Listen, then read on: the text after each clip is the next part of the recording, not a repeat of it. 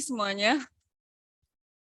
Kita lanjutkan kembali ya untuk kuliah bersama Kak Tatwa Dika ya. Sebelumnya saya ingin menyampaikan juga, mumpung Kak Dika juga sambil siap-siap. Jadi mulai hari Senin UTS ya. Cuma reminder aja. Siapa tahu lupa. Oke, jadi untuk Kapita Selekta kita ada semacam tugas saja gitu ya. Karena bagaimanapun harus ada nilai yang harus masuk dari UTS dan UAS gitu ya. Jadi untuk UTS nanti akan ada tugas, silahkan nanti diakses di Edunext gitu ya. Mungkin saya akan minta jamnya hari Rabu ya kalau tercatat di itu ya. Rabu sore mungkin saya akan minta Anda untuk akses supaya dia otomatis absen ya. Tapi tugasnya akan dikumpulkan hari mau Jumat malam, Sabtu pagi.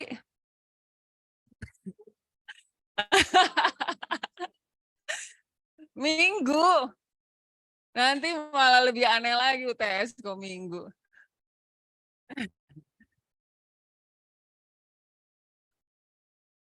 Sabtu malam, oke deh ya, Sabtu malam. Tapi saya minta nanti mungkin hari Rabu sore saya akan ingatkan lagi ke Taki ya untuk akses supaya Anda tercatat absen gitu ya di UTS. Mungkin sekitar jam 4 sampai jam 6 kali ya. Oke. Jadi karena ini semua sekarang harus tercatat di Edunext semua kegiatan perkuliahan dan ujian. Kemudian yang kedua materi perkuliahan Kapita Selekta ini sudah saya masukkan ya semua di Edunext. Mudah-mudahan hari ini kalau ada tambahan materi dari Kak Tatwa Dika nanti akan saya upload juga. Demikian pula link YouTube ya. Jadi kita rekam walaupun mungkin tidak high quality video gitu ya, tapi lumayan lah ya untuk mengingat-ingat dan mendapatkan atau mengulang-ulang kembali begitu ya. Kalau ada temennya yang mungkin juga tidak hadir, mungkin Anda juga ada yang tidak hadir pada saat berapa kuliah, silakan bisa mengakses di sana ya, di akunnya TL ya. Sayangnya begitu kita masukkan teknik lingkungan yang keluar si Kak siapa? Siapa tuh? Jadi lupa saya namanya. Kemarin datang ke sini untuk minta rekomendasi. Saya lupa ya. Nah, dia duluan yang keluar di YouTube gitu. Bukan akun TL. Oke, itu aja. Ada pertanyaan untuk UTS dan kegiatan perkuliahan? Ada semuanya oke ya. Oke, saya berikan waktu dan tempat. Cek. Bentar ya sambil buka filenya. Tapi sambil buka dulu kali. Bismillahirrahmanirrahim. Assalamualaikum warahmatullahi wabarakatuh. Lemes ternyata Bu dari tahun dulu sampai sekarang kalau kelas pagi lemes. Selamat pagi teman-teman. Nah gitu. Dulu tuh zaman saya mikling Bu, ada Bu Barti tuh kadang-kadang request kelas 6:30 Bu. Dan kalau Bu Barti kalau telat kan PR kan Bu ya. Kalau telat di kelas Bu Barti kan PR tuh macam-macam harus di ini. Teman-teman pada follow up ini enggak sih berita di NTT. Sekarang di NTT kan sekolah masuk jam 5 kan. Kayaknya kalau saya dulu sekolah di NTT kayak saya drop out kayaknya.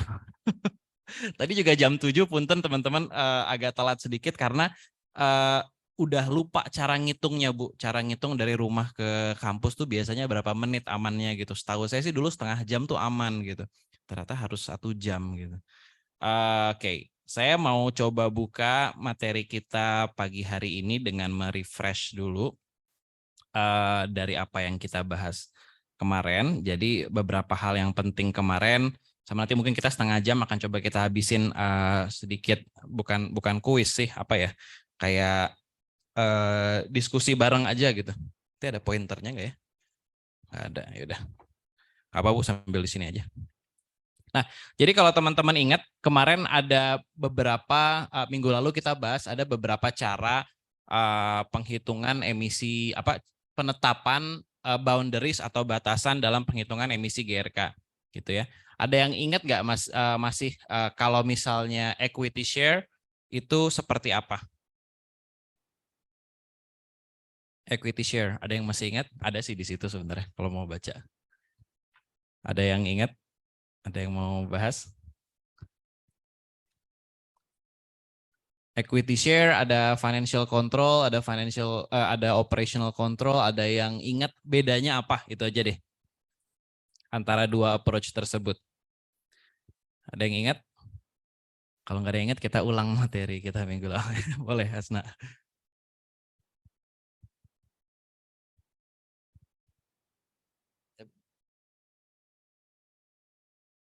Ada Bu.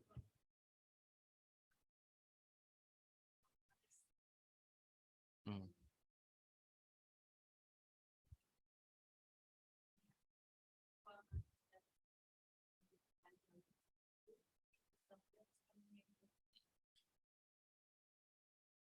Kalau yang operasional?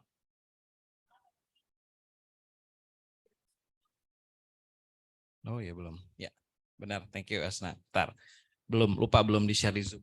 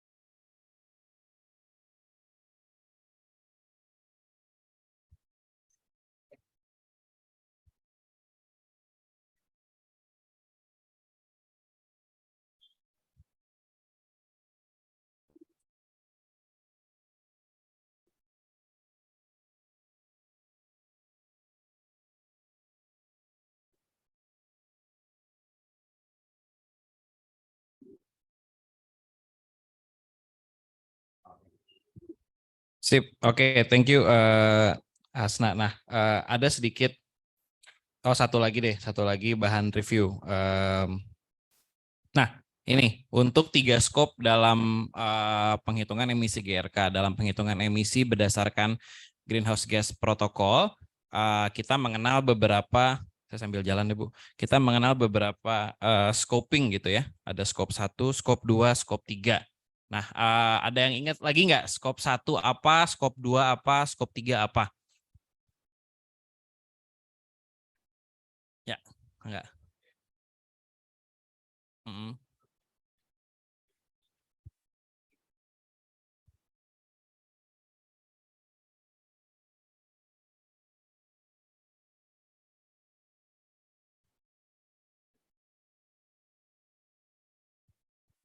Ya, jadi untuk skop 1 itu emisi yang langsung berasal dari kegiatan perusahaan atau reporting entity gitu ya, apapun. Skop 2 dan skop 3 dua-duanya adalah emisi tidak langsung. Untuk skop 2 itu khusus emisi tidak langsung yang berasal dari pembelian energi. Jadi pembelian listrik, pembelian steam, heating, cooling, yang paling relevan di Indonesia pasti electricity. Kalau skop 3 itu semua emisi tidak langsung yang berasal dari supply chain si perusahaan tersebut. Jadi tadi dibilang tadi ya perjalanan bisnis, perjalanan karyawan misalnya, tapi beyond that ada juga pembelian barang dan jasa, ada pembelian barang capital, ada limbah yang diolah oleh pihak ketiga, ada emisi terkait produk gitu, semuanya masuk ke dalam skop 3 gitu. Nah ini ya. Oke.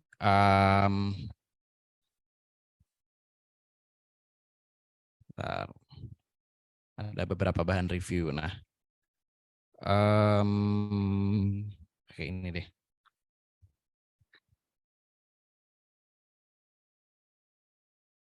Ini tadinya ada worksheet yang mau kita pakai bareng-bareng tadinya, maksudnya pengen kita kerjain bareng-bareng, apa masing-masing, tapi kita jadinya kerjain bareng-bareng aja. Nah, ini belum Bu. Nah, oke. Jadi teman-teman lihat kebaca nggak ya di sini ya? Kebaca nggak di sini? Dari belakang, paling belakang kelihatan nggak? Kelihatan ya? Oh, di zoom aja kali ya. Nah, jadi ada kondisi, ada sebuah perusahaan, dia punya beberapa facility. Oke, jadi entah itu cabang kah, pabrik kah, atau apa gitu. Facility A, B, C, D, E. Gitu. Nah, keterangannya facility A itu dia tidak punya financial control, dia tidak punya operational control, tapi si perusahaan itu memiliki 25% dari si facility A. Gitu.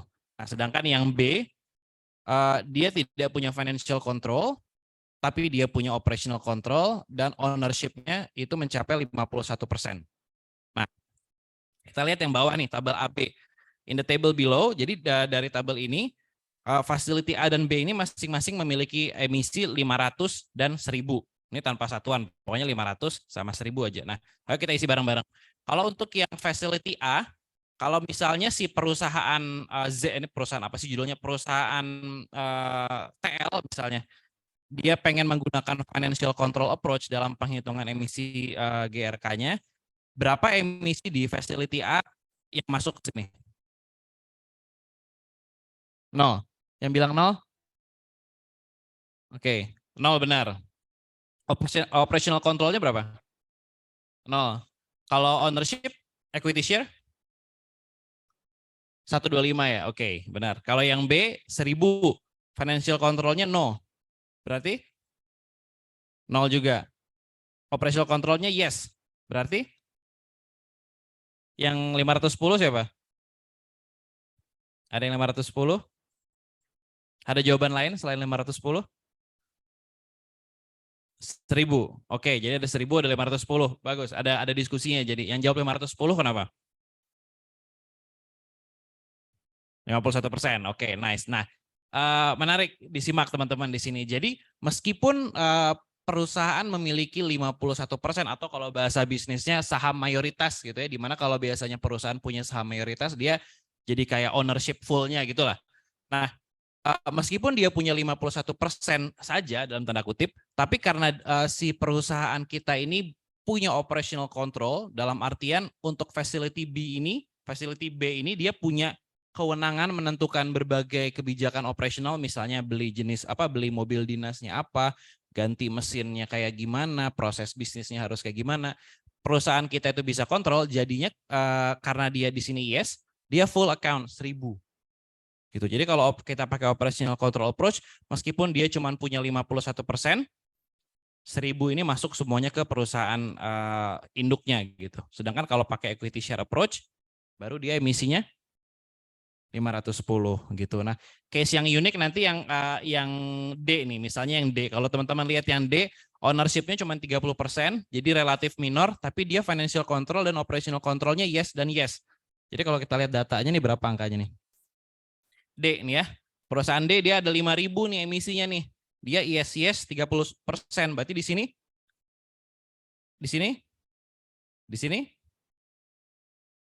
Berapa sih? 1.500. Oke ya. Gitu. Jadi bentukannya kayak gitu. Nah, jadi di sini teman-teman bedanya ketika kita menggunakan financial control, operational control maupun equity share, nanti bedanya kayak gitu. Nah, siapa yang bisa menentukan kapan kita milih apa gitu. Nah, ini semuanya full ke kebijakan dari perusahaan.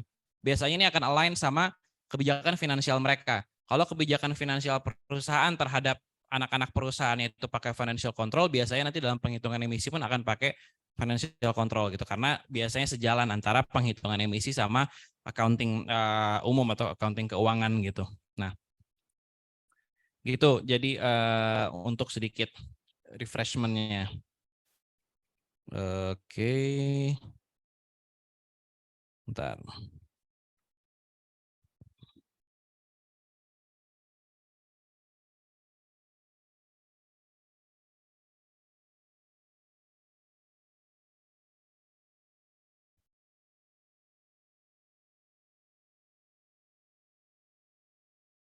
Oh, bentar Bu, ada satu slide yang kurang.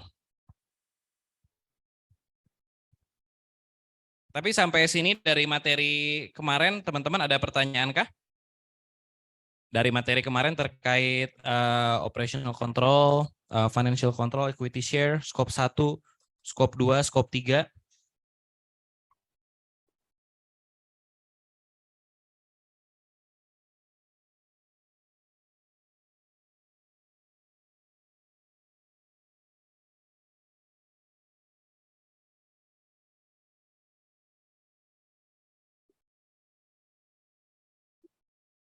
Dari beberapa materi tadi, apakah ada pertanyaan terkait skop 1 apa, skop 2 apa, skop 3 tentang tata cara penghitungan? Karena ini nanti krusial nih buat tugas tuh penting teman-teman bisa pertama membedakan yang mana yang skop 1, yang mana yang skop 2, yang mana yang skop 3 gitu. Penting nanti tugasnya spoiler tugasnya nanti teman-teman akan dikasih set of raw data. Jadi data mentahan gitu, data mentahan random.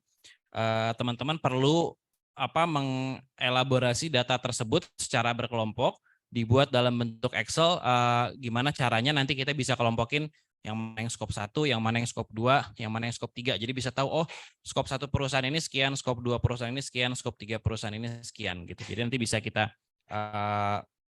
kita praktekin bareng-bareng gitu. Nah, masih ada yang bingung nggak konsep scoping ini? Ya.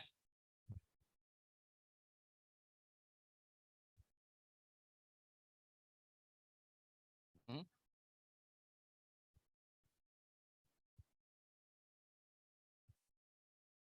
Oh, oke, ya penting. Ya bagus pertanyaannya. Jadi untuk operational control. Jadi kan perusahaan misal tadi ya case tadi di mana ada perusahaan yang tidak punya operational control tapi ada ownership-nya. Tadi yang case yang perusahaan B yang dia emisinya 1000 gitu kan, tapi no operational control gitu. Misalnya dia emisinya 1000 tapi no operational control. Jadi kalau kepake operational control harusnya emisinya 0 kan. Itu untuk emisi skop 1 atau skop 2-nya. Tapi ketika kita ngomong skop 3, jadinya si perusahaan B tadi yang kita punya sahamnya 51% itu akan masuk ke dalam kategori yang paling bawah kanan, investment. Jadi dia masuk skop 3 kategori 15. Jadi emisinya yang tadi 1000 dikali 51%, 510 itu nanti akan masuknya ke skop 3 gitu. Jadi yang tadi kita bahas yes no itu masuknya ke emisi 1 dan skop 2 paling mentok paling jauh. Tapi skop 3 itu jadi si perusahaan B tadi nanti akan masuk ke dalam skop 3-nya gitu. Emisinya akan account sebagai investasi dari perusahaan karena perusahaan dia invest ke situ 51%, tapi dia tidak punya operational control gitu. Jadi nggak langsung dimasukin ke dalam emisi perusahaan, tapi dimasukin ke emisi investasinya perusahaan, masuk ke skop 3. Nah, ini penting nanti ada case-case seperti itu juga di dalam tugas di mana teman-teman harus distinguish apakah ini nanti dia masuk ke skop 1 atau skop 3 gitu, skop 1 2 atau skop 3 gitu. Bentar ya, punten.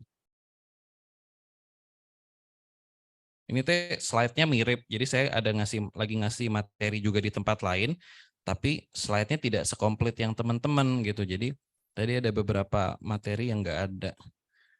Kita pindahin dulu.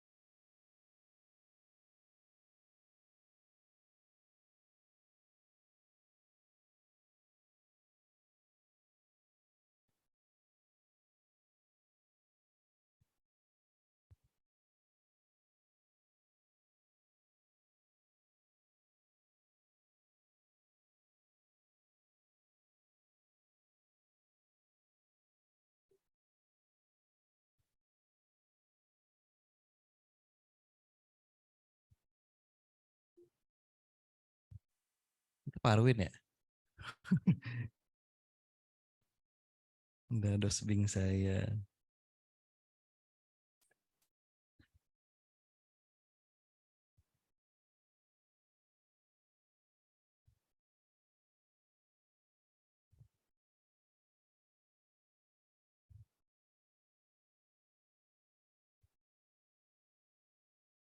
Nah, ini baru benar.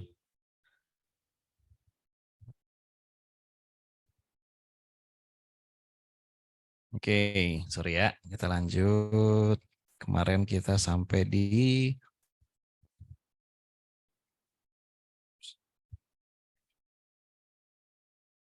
ini udah lewat.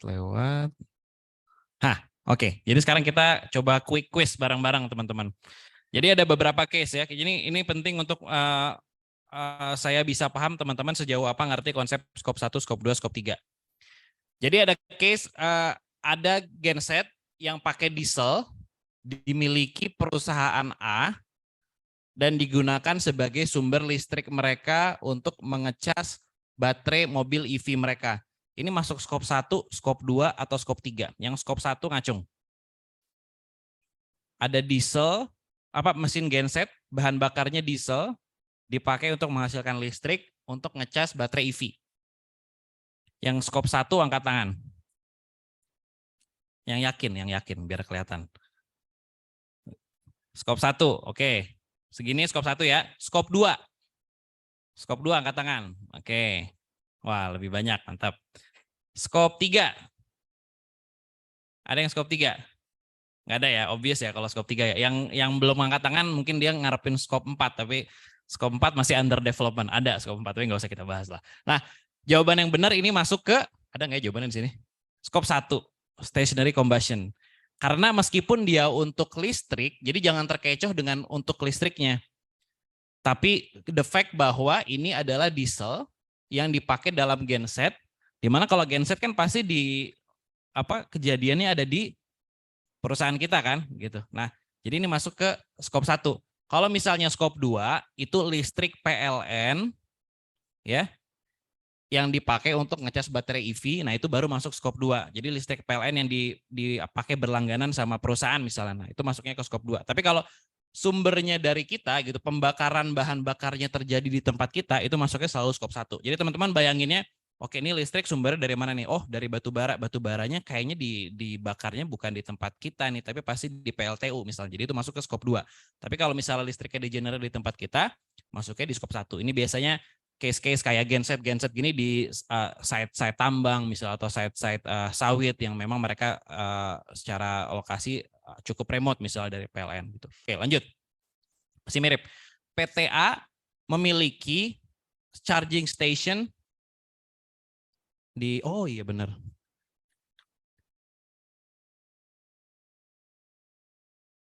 PTA memiliki charging station tadi ya untuk mengecas baterai EV mereka. Nah, si charging station itu connect sama PLN. Nah, menurut teman-teman ini skop 1 atau skop 2? Skop 2. Nah, oke, jadi kelihatan bedanya ya. Jadi nggak bisa.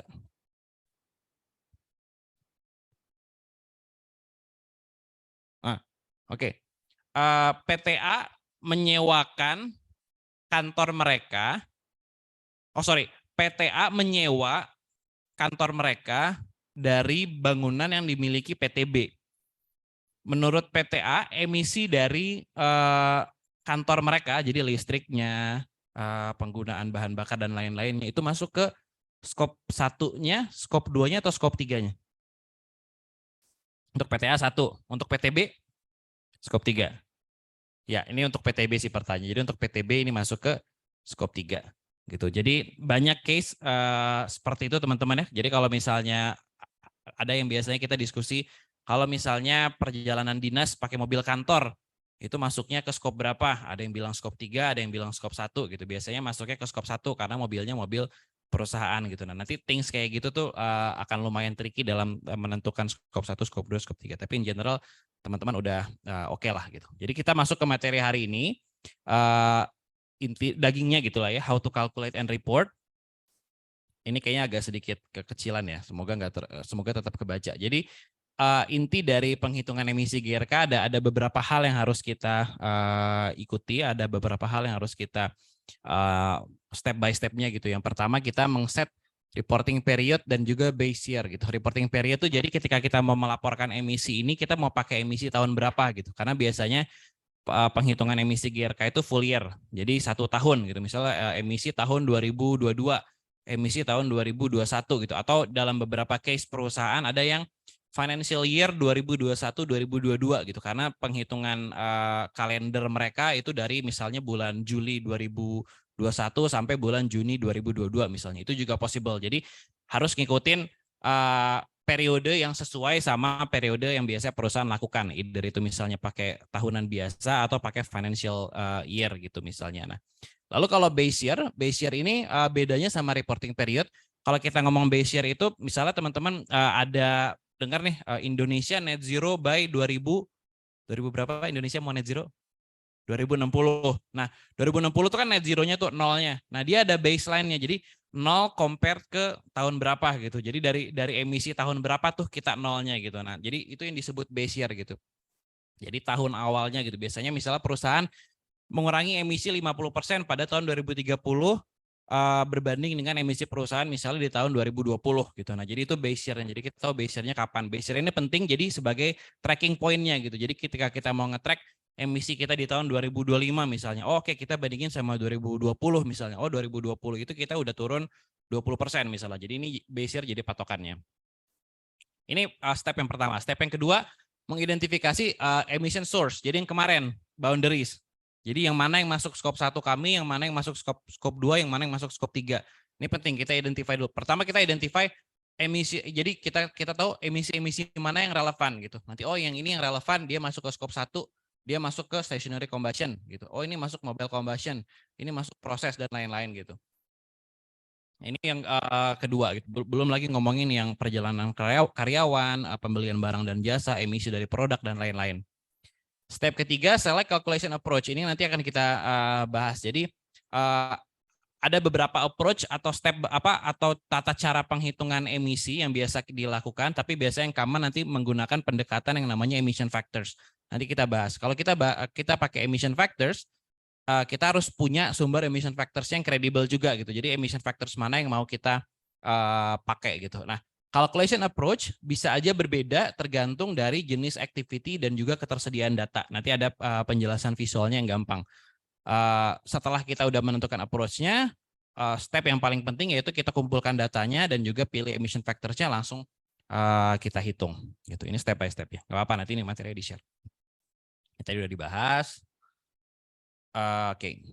Data collection. Nah, jadi data is a power, teman-teman. Like in anywhere else, ketika kita bahas data tuh emang jadi power. The more we have data, the more we can access our data, the better things we can have gitu. In this case gitu dalam hal penghitungan emisi GRK ya pelaporannya akan lebih akurat. Dalam pengumpulan data GRK ada 2 jenis dari GHG protokol, ada 2 jenis data gitu ya. Yang pertama data primer, yang kedua data sekunder. Data primer ini adalah data yang diberikan oleh supplier kita langsung atau another value chain kita langsung untuk specific activities. Misal contoh kalau misalnya kita beli bensin gitu ya, kita bisa langsung dapat informasi dari Pertamina-nya.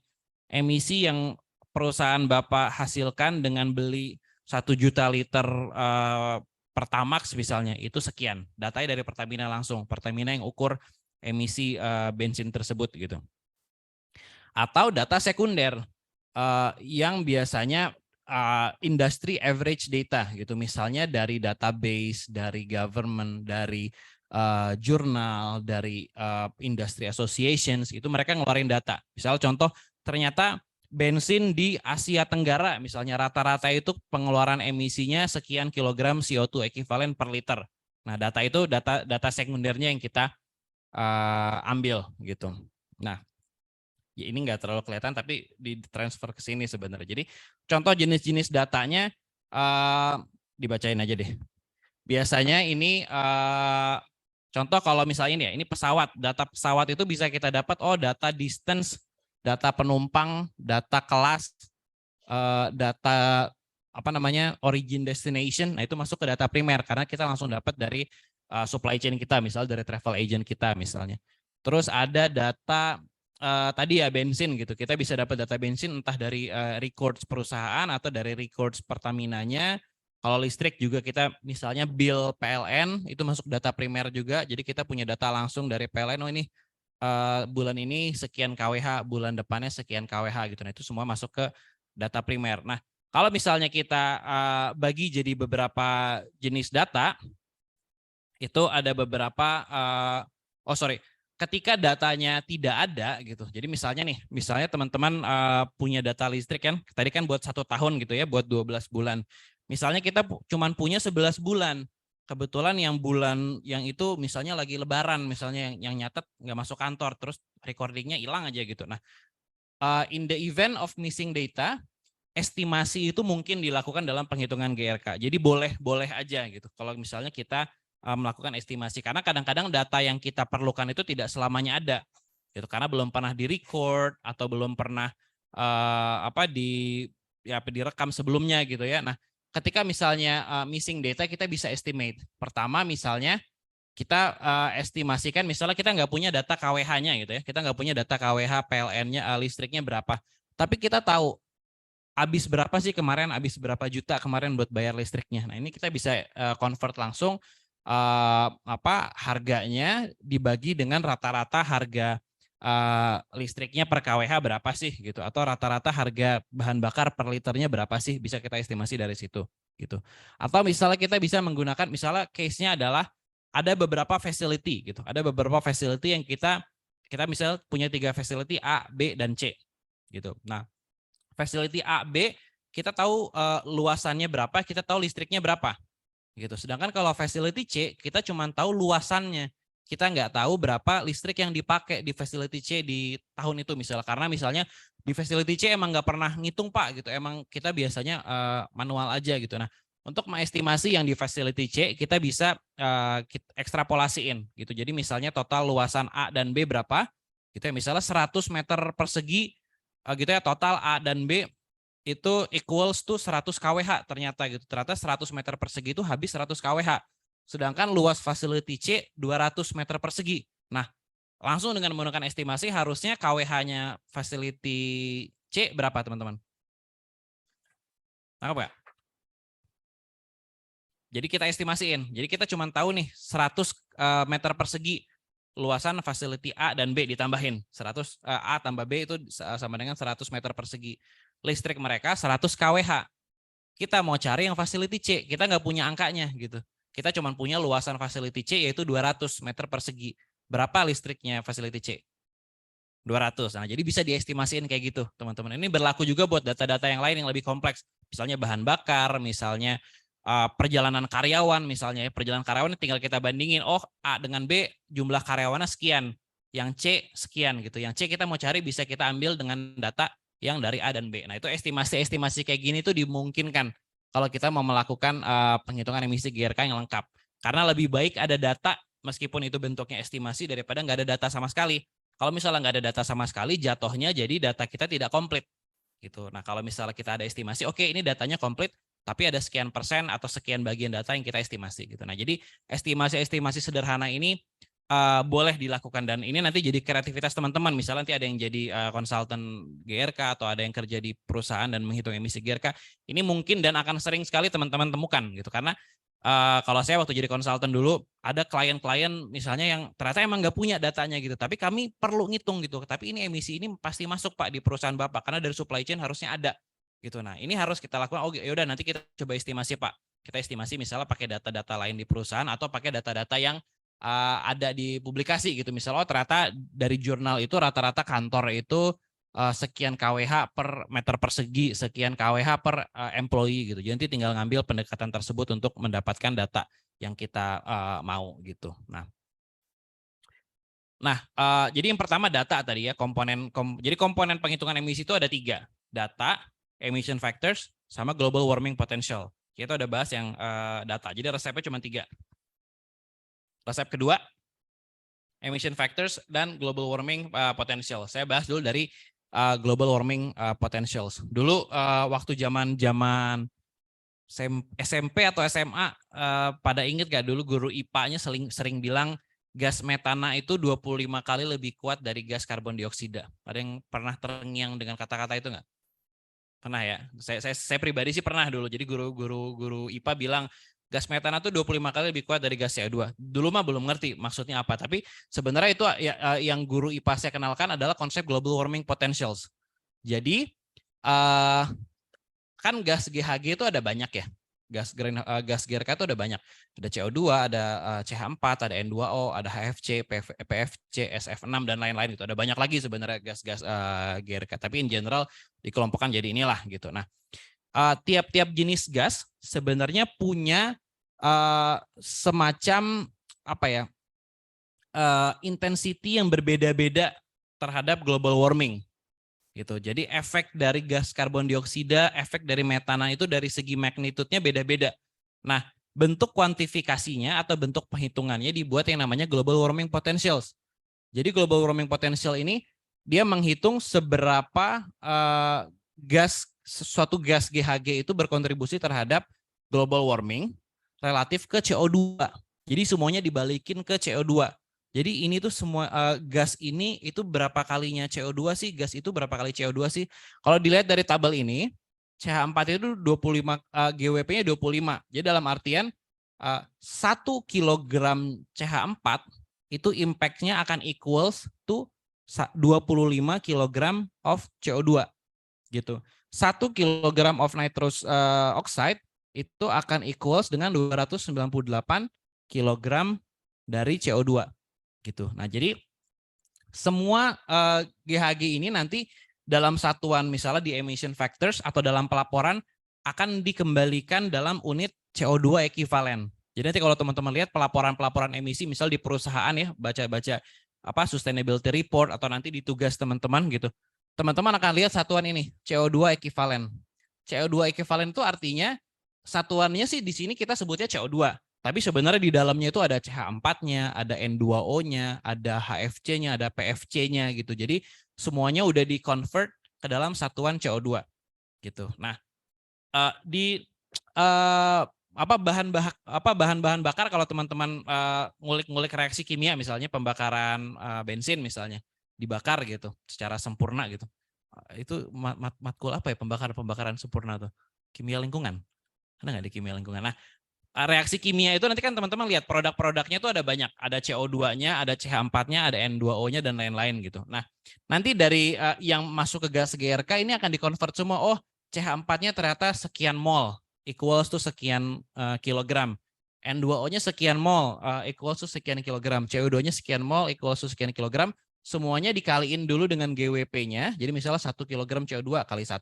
Ini ada 0,5 kali 25. Ini ada 0,5 kali 298. Ditambahin semuanya nanti jadi satuan yang CO2 ekivalen gitu. Selama dia udah dikalikan dengan global warming potentialnya gitu. Nah, ini GWP. Yang kedua emission factors. Jadi emission factors adalah sebuah koefisien yang dia bisa mengconvert activity data, jadi yang ini data menjadi satuan emisi. Satuan emisi nanti di CO2 ekivalen. Itu dia dipublish banyak dari banyak organisasi yang mempublish emission factors. Pemerintah banyak yang punya, Indonesia punya untuk beberapa jenis bahan bakar, kita punya. Thailand mereka udah punya database gede terkait emission factors. Jadi LCA dari berbagai produk-produk yang ada di Thailand itu ada. UK, USA mereka obviously punya.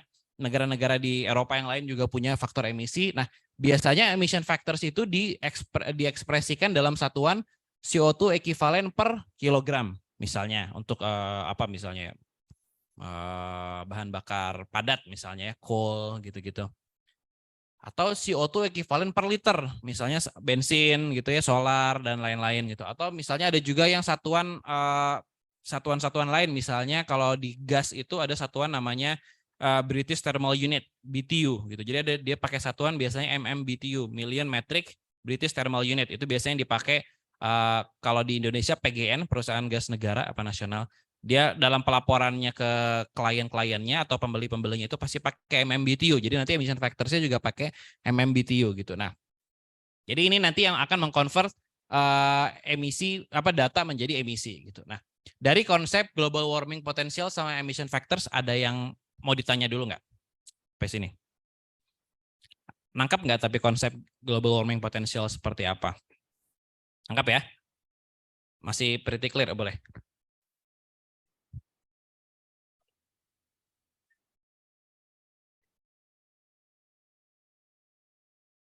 Yes, pertanyaan bagus banget. Kalau global warming potential itu commonly dipublish sama IPCC. Dan IPCC update this number.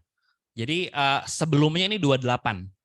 Di version yang terakhir itu 28. Di amendment reportnya IPCC yang keempat itu masih 28. Di AR mereka yang kelima dan keenam itu udah jadi 25. Atau aku lupa yang 25 masih 28, AR 5 masih 28 atau AR 6-nya udah 25 gitu. Pokoknya di yang terakhir udah 25. Itu di-update. Ini juga tadinya 310, jadi 298.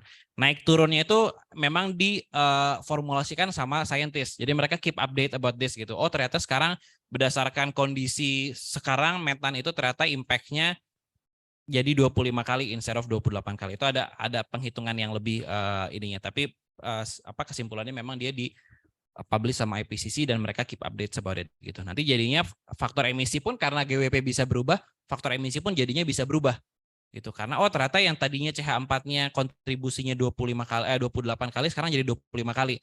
Jadi dalam balance emission factors-nya untuk menghasilkan CO2e-nya ini jadinya beda gitu. Jadi emission factors pun terus-menerus diperbarui gitu. Ini dibahas di next slide. Nah, jadi contoh emission factors ya. Jadi ini dulu yang paling bawah dulu. Jadi ada beberapa data source untuk emission factors. Yang pertama pasti IPCC, terus yang kedua dan ketiga ini EPA sama DEFRA. Ini KLHK-nya Amerika sama Inggris.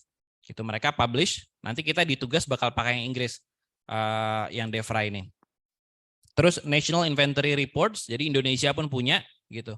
Terus ada beberapa independent organization, misalnya IEA, International Energy Agency. Ini dia mempublish faktor emisi atau emission factors listrik per KWH dari seluruh negara yang ada di dunia. Gitu. Jadi di Indonesia berapa, di Italia berapa, di Mozambik berapa gitu. Mereka ada datanya gitu. Atau yang terakhir dari Greenhouse Gas Protocol juga ada. Nah, ini contoh-contoh data source-nya. Kenapa penting? Jadi kesimpulannya kalau teman-teman lihat dari sini emission factors tuh banyak banget. Benar-benar abundant gitu di berbagai data source itu ada, mau yang gratis mau yang berbayar itu ada semua. Ada yang LCA base namanya EcoInvent itu berbayar tapi bagus banget gitu. Teman-teman bisa nyari spesifik pengen nyari emission factors dari plastik di Indonesia itu ada berdasarkan LCA. Ternyata dari LCA Indonesia itu plastik itu sekian kilogram CO2 equivalent per ton plastik misalnya. Nah, kenapa penting kita untuk menseleksi berbagai macam. Jadi emission factors ada banyak tuh good news. Berarti oke, jadi kita bisa gampang milih nih emission factors buat ngitung emisi. Tapi the kind of tricky news adalah teman-teman harus bisa memilih emission factors yang paling appropriate untuk activity kita, untuk location kita dan time period kita. Gitu. Contoh nih, kalau kita mau ngambil faktor emisi listrik, misal ya contoh misalnya emission factors listrik Indonesia belum ada, misalnya belum ada gitu ya, belum ada yang bikin emission factors Indonesia berapa. Kita cuma punya data electricity emission factors dari India sama Swedia.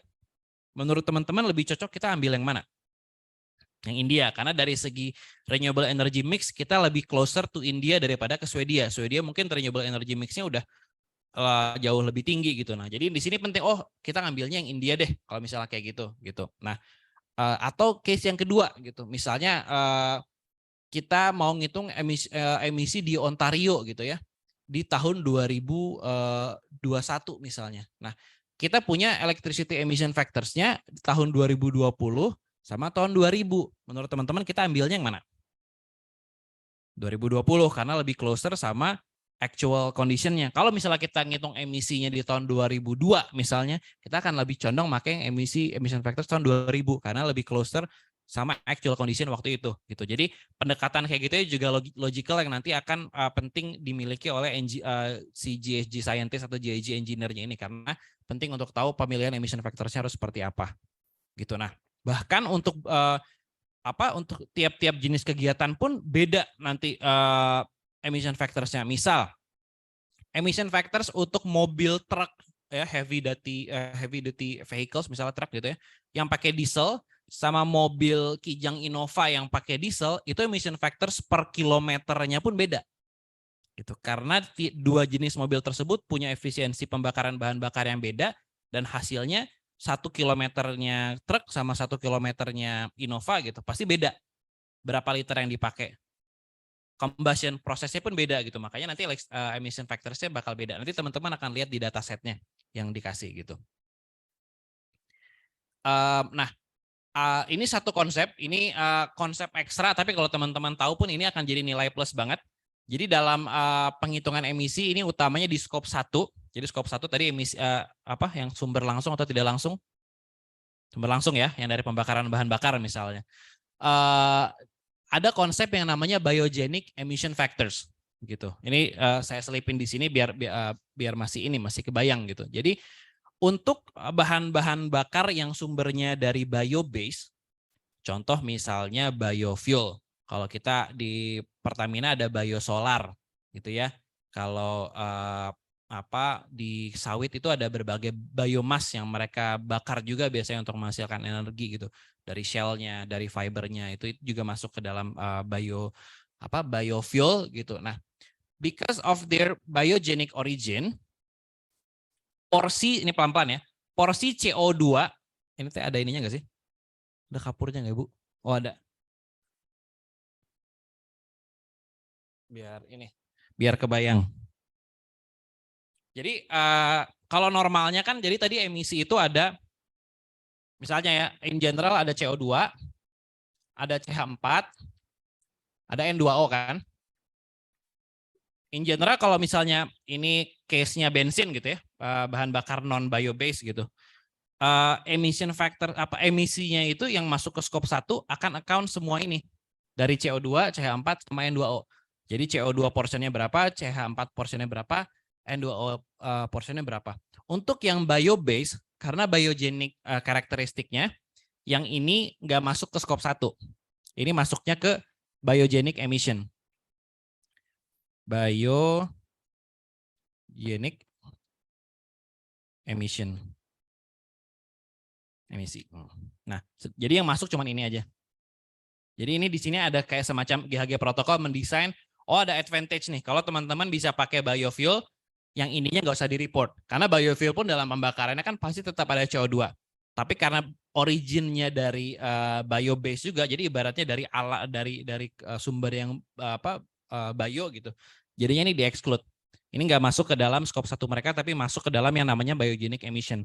Biogenic emission ini biasanya juga boleh di-report gitu. Jadi perusahaan boleh ngereportin, oke, jadi emisi skop 1 kami sekian, skop 2 kami sekian, skop 3 kami sekian, ada juga biogenic emissionnya sekian. Nanti yang di total cuman skop 1, skop 2, dan skop 3 gitu. Ini konsep biogenic. Ini nanti banyak ditemukan di perusahaan-perusahaan yang pakai biosolar, yang pakai biomass, biogas gitu akan masuk ke dalam biogenic emission ini.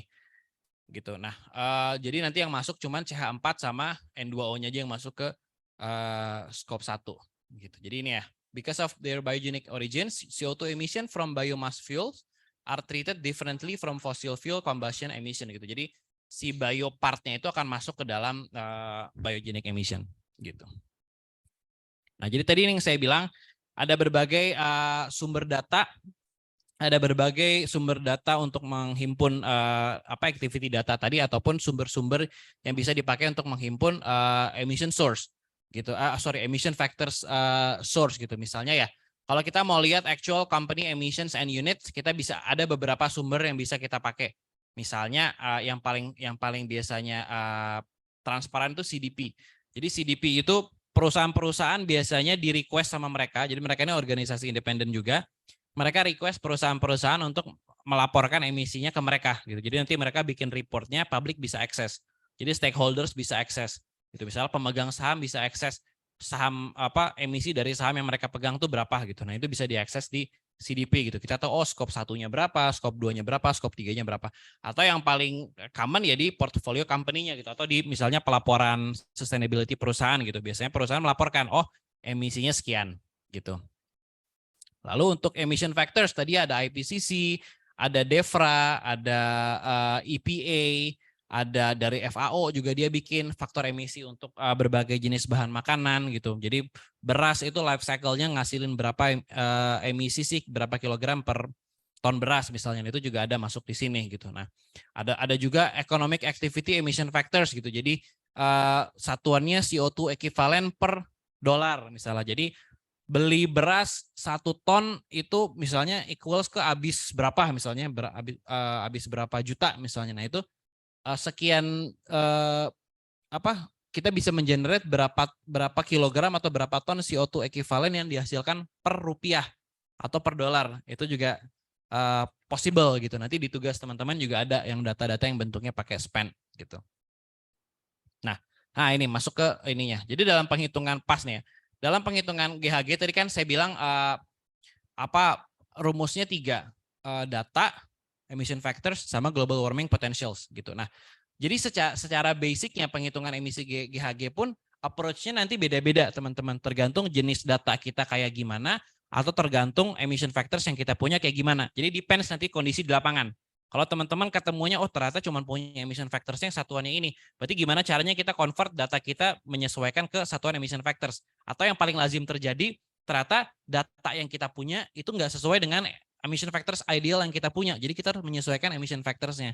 Contoh nih ya, jadi ada secara teori ada 4 cara penghitungan GHG. Yang pertama namanya spend based method.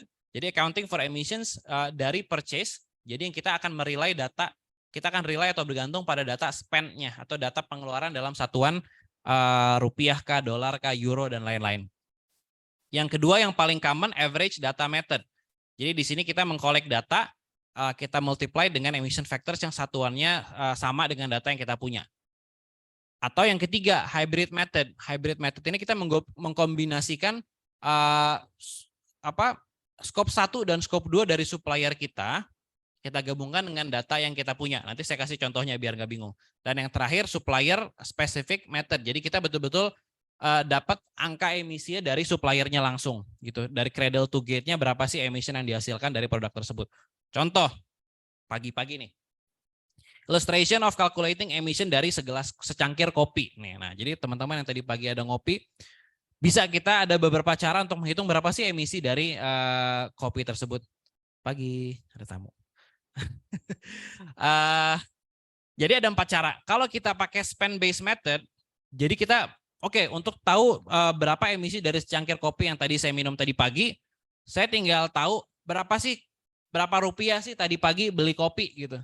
Misalnya beli kopi di Starbucks misalnya, habis 50.000 gitu. 50.000 rupiah dikalikan dengan berapa kilogram CO2 equivalent per rupiah dari kopi. Gitu. Tata caranya. Jadi bisa kita langsung dapat emisinya. Ternyata emisinya dari rupiah dikali emission factors yang ada rupiahnya dapat sekian emisinya. Kalau mau a bit more accurate, kita bisa cek, tadi beli kopinya berapa liter sih? Gitu. Dari secangkir tadi itu berapa liter sih? Setengah liter kah, 1/4 liter kah, atau 1 liter ternyata haus banget gitu.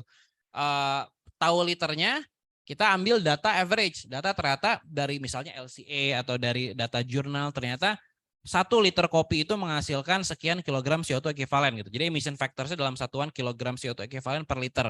Dapat tuh nanti sekian liter dikali kilogram CO2 equivalent per liter, kita dapat emisi kopi yang kita hasilkan. Kenapa ini ada? Gitu, karena ya tadi ya datanya kadang-kadang cuma ada yang spend, kadang-kadang ada yang data average gitu. Tapi sebisa mungkin ketika kita punya data yang average, kita akan pakai data average. Gitu. Karena kalau teman-teman lihat nih yang spend kadang-kadang agak bias atau kadang-kadang agak tidak directly mendefine actual things yang terjadi gitu. Karena dalam harga kan biasanya nggak semuanya untuk barang kan, nggak semuanya untuk produk. Ada fee untuk marketingnya, misalnya ada fee untuk another thing sebenarnya nggak relate sama si kopi tadi gitu. Contoh kopi Starbucks sama kopi Bang Ed udah nggak pada relate ya Bu Bang Ed. Kopi Starbucks sama kopi kantin-kantin lah gitu yang 10 ribuan gitu. Sama, liternya sama gitu, volumenya sama gitu, tapi harganya beda gitu. Jadi 2 orang yang melaporkan emisi, misalnya saya minum yang biasa, Bu Mairina minum yang Starbucks itu.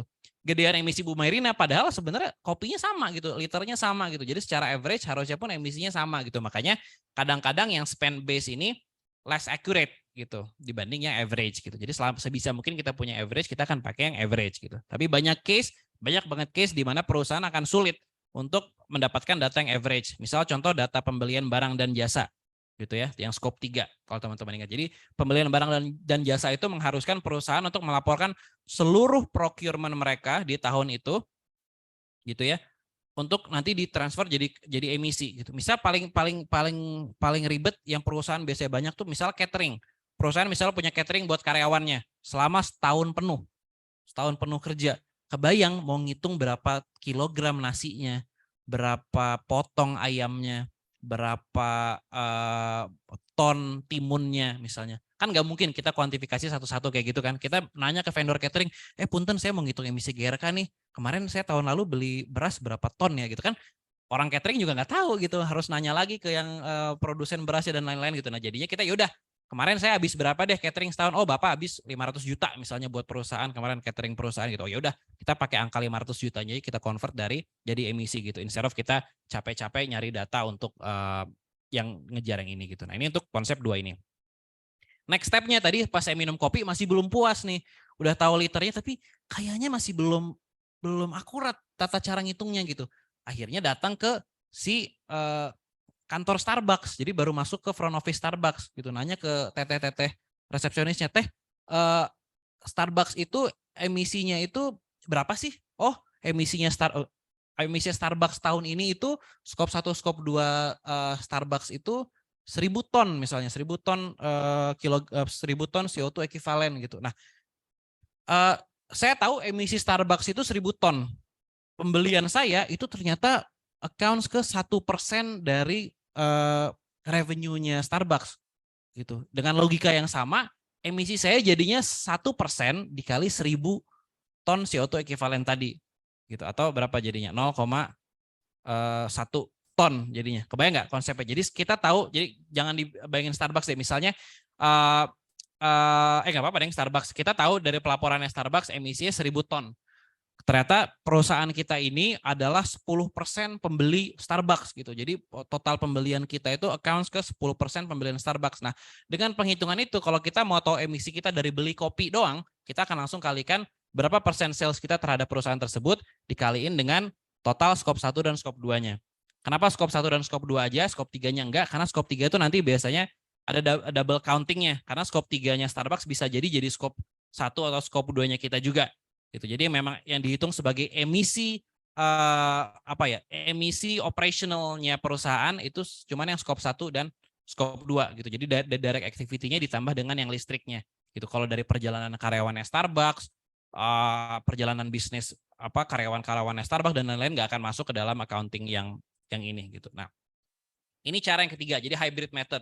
Kita menggabungkan data supplier spesifik langsungnya dari si Starbucks dikalikan dengan misalnya persentase sales atau persentase ton kopi, persentase luas bangunan, persentase jumlah karyawan, semuanya ini satuan-satuan yang bisa mengkonversikan emisi langsung dari perusahaan yang pengen kita assess tadi ya, produknya berapa emisinya. Nah, saya masih belum puas lagi. Akhirnya dari front office-nya Starbucks saya masuk sampai ke R&D-nya. Ketemu sama scientist-nya Starbucks, saya tanya langsung aja. Pak, Bu, Starbucks itu dari cradle to grade, dari mulai dia ditanam bijinya sampai dia jadi kopi yang saya minum barusan tuh habis berapa sih emisinya? Oh, itu habis sekian per liter. Ya udah, saya ambil data itu.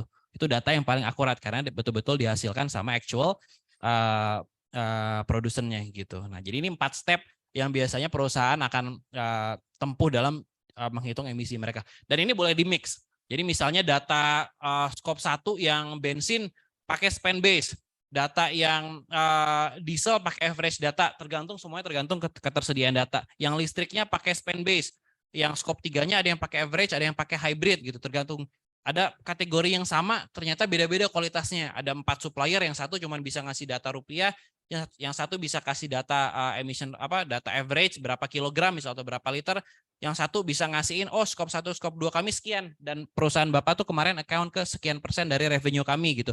Atau yang satu lagi bahkan bisa ngasih produk kami gampang Pak, pokoknya satu karton kopi misalnya itu habisnya sekian kilogram atau ton CO2 equivalent gitu. Jadi different data approach itu nggak apa-apa, ini semua valid gitu. Jadi nggak ada yang salah di sini, cuman yang ini least accurate, yang ini most accurate gitu. Jadi tergantung dari ketersediaan data kita seperti apa, dan jadinya ini nanti buat perusahaan juga gitu atau buat konsultan juga jadi sebuah journey gitu. Jadi misal oke, Bapak sekarang datanya masih banyak yang spend based gitu. Gimana caranya kita meningkatkan akurasi penghitungan kita? Kita akan coba mulai collect data Pak dalam bentuk yang liter gitu. Jadi kalau kemarin-kemarin Bapak cuma ngitung berapa rupiah beli kopi, sekarang coba hitung berapa liter sih kopinya yang misalnya perusahaan Bapak beli gitu. Jadi itu semacam journey juga yang nanti akan dilaluin sama perusahaan gitu. Nah, ini tadi udah dibahas sebenarnya. Jadi tata cara penghitungannya ya, kita distinct dulu apa physical or business units yang bisa kita dapat, misalnya energy consumption-nya kah, berapa ton baja yang diproduksi, berapa revenue perusahaan. Lalu kita cari emission factors yang sesuai dengan apa yang kita punya, tinggal kita kaliin. Jadi unitnya berapa tadi, misalnya energy consumption dikali emission factors-nya dalam satuan yang sesuai, nanti kita akan langsung dapat total emission-nya. Nah inilah sama nih contoh. Misalnya activity data yang kita punya 1000 gallons of gasoline gitu, atau ya 1000 gallons bensin gitu. Kita kalikan dengan emission factors dari bensin per galon, oh ternyata emission factors-nya kilogram CO2 per galon, dapat emisinya 8,8 ton CO2. Ini masih CO2 ya, jadi ini masih carbon dioxide doang gitu. Kalau misalnya kita convert, misalnya ada gas methane gitu, ada 100 ton gas methane, kita kalikan dengan global warming potential-nya. Jadi 100 ton dikali 25 dapat, oh ternyata emissions dari 100 ton methane gitu ya, misalnya methane release dari peternakan misalnya atau dari WWTP gitu, langsung kita convert jadi GRK, kita kalikan dengan GWP-nya nanti dapat emission in CO2 equivalent, oh ternyata 100 ton methane itu equals ke 2.500 ton CO2 equivalent gitu. Nah, itu contoh penghitungan ya tadi yang udah sih mirip, ada 100 liter gasoline dikalikan apa emisi per liternya berapa, dapat emisinya berapa. Tapi dikalikan dengan GWP, oh ini dalam satuan apa, CO2. CO2 GWP-nya berapa? 1. Berarti ini dikali 1 angkanya masih sama gitu. Contoh lain. Jadi ini ada organisasi dia beli 5.000 MMBTU yang tadi saya bilang ya, Million Metric British Thermal Unit dari natural gas di reporting year mereka. Cara ngitungnya gimana gitu? Oh ternyata kita bisa ngitung nih, ada faktor emisi per MMBTU dalam satuan CO2 CH4 sama N2O gitu. Kita kaliin 5.000 dikali faktor emisi yang CO2 0,05, di sini 0,053, terus dikaliin dengan yang 0,0001 yang satuan CH4 sama yang lebih panjang lagi ini emission factors yang N2O. Nanti di sini dapat, oh di sini dalam satuan CO2 ekuivalen sekian. Ini dalam satuan CH4 sekian, dikalikan dulu dengan GWP. Nah ini GWP-nya di sini masih 28 nih di contohnya, bukan 25. 28 dapat sekian, ini dikali 265, nah ini juga masih 265, bukan 298.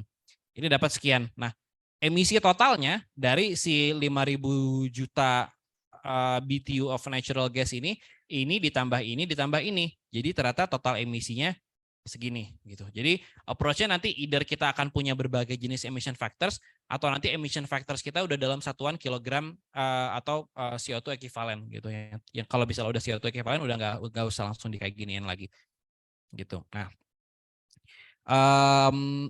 ini contoh yang scope 2 tapi nggak apa-apa. Ini quick aja sebenarnya. Kalau teman-teman ingat kemarin ada yang namanya location base sama market base. Jadi kalau location base itu masih sangat valid di Indonesia. Di Indonesia itu masih valid location base karena kita nggak bisa milih listrik kita tuh mau berasal dari mana kecuali dari PLN. Gitu. Jadi kita ngitungnya location base. Location base itu kita nggak tahu. Kemarin ilustrasinya ini nih. Bentar biar cepat.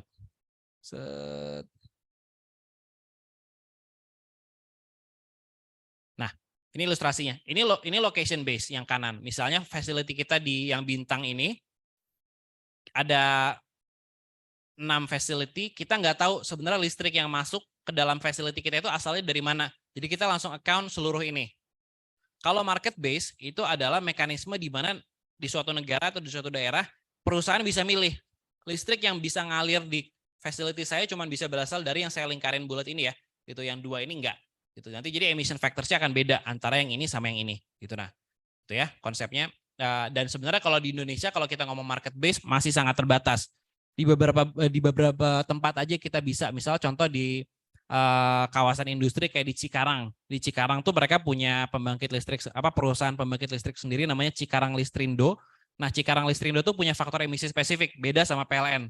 Jadi dari rata-rata jenis pembangkit mereka ternyata mereka itu menghasilkan emisinya sekian gitu dibanding PLN berapa. Kalau nggak salah, kalau PLN itu 0,8, Cikarang itu 0,6 dalam satuan kilogram CO2 ekuivalen per kWh. Gitu. Nah, jadinya nanti di situ meters tuh. Kalau kita pakai market base, kita bisa milih. Jadi kita akan masukin yang angka 0,6. Kalau kita pakai location base, di mana kita sebenarnya konsepnya seolah-olah nggak tahu listrik kita datangnya dari mana, kita akan pakai yang 0,8. Nah, sebenarnya di sini cuma mau nunjukin bahwa kalau misalnya perusahaan bisa milih, gitu ya, kalau perusahaan punya wewenang untuk milih, contoh di sini ya, case-nya adalah sebuah organisasi membeli Renewable Energy Certificates. Nah, ini konsep baru lagi. Ada yang pernah dengar nggak tentang REC?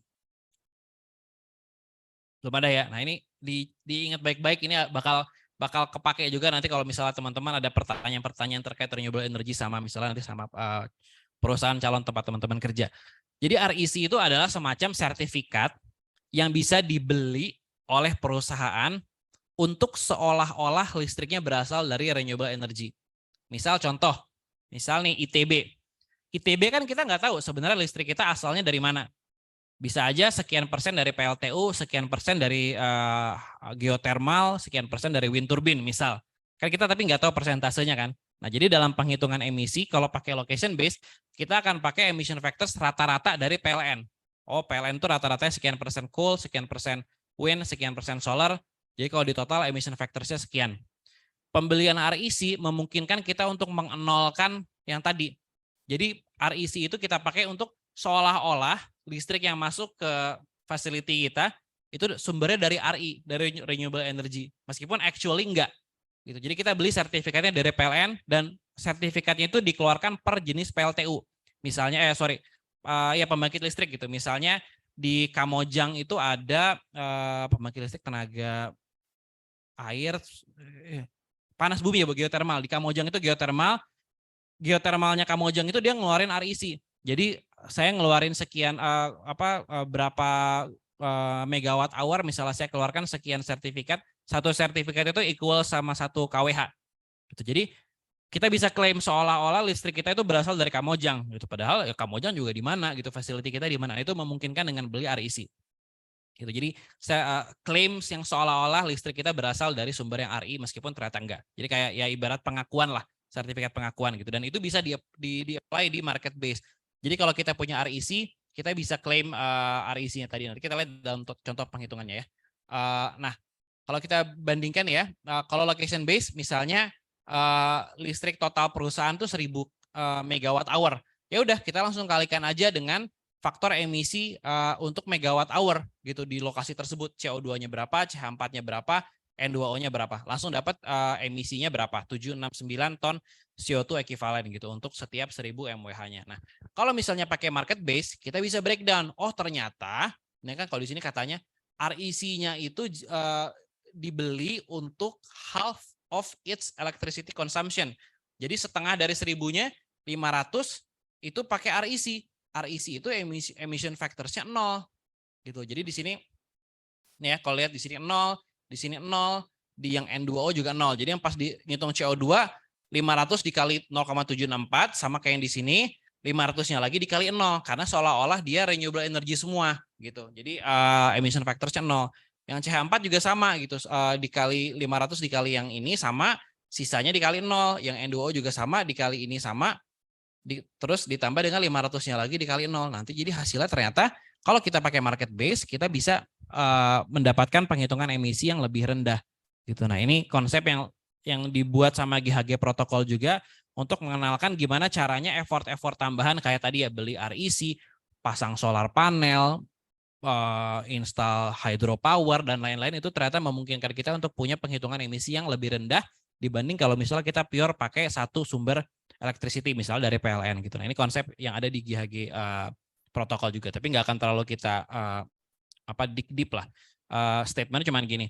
Perbedaan antara location base sama market base, jadi 769 dikurangin 385, ini bisa diklaim perusahaan sebagai avoided emissions due to contractual scheme of electricity usage. Jadi emisi yang bisa kita hindari atau yang kita cegah untuk muncul dikarenakan adanya kontraktual atau proses perjanjian dalam pembelian listrik kita. Jadi misalnya tadi pembelian REC, misalnya kita bisa jadi kalau di luar negeri itu teman-teman boleh milih, misal di rumah bisa milih mau subscribe di perusahaan listrik yang mana, mau PLN kah, mau perusahaan listrik apakah gitu, bisa kita milih. Nah, possibility kita untuk milih itu bisa kita account untuk menghitung berapa sih avoided emissions karena kita milih sumber listrik yang lebih hijau gitu. Meskipun misal lebih mahal tapi ternyata dari segi investasi kita ada avoided emissions-nya gitu. Nah, ini konsep ini yang dikenalkan di location based sama market based gitu. Ntar saya sambil pause. Kalau di konsep yang ini sama konsep sebelumnya teman-teman ada pertanyaan terkait apa tata cara penghitungan biar gak terlalu olap. Masih all good? Boleh.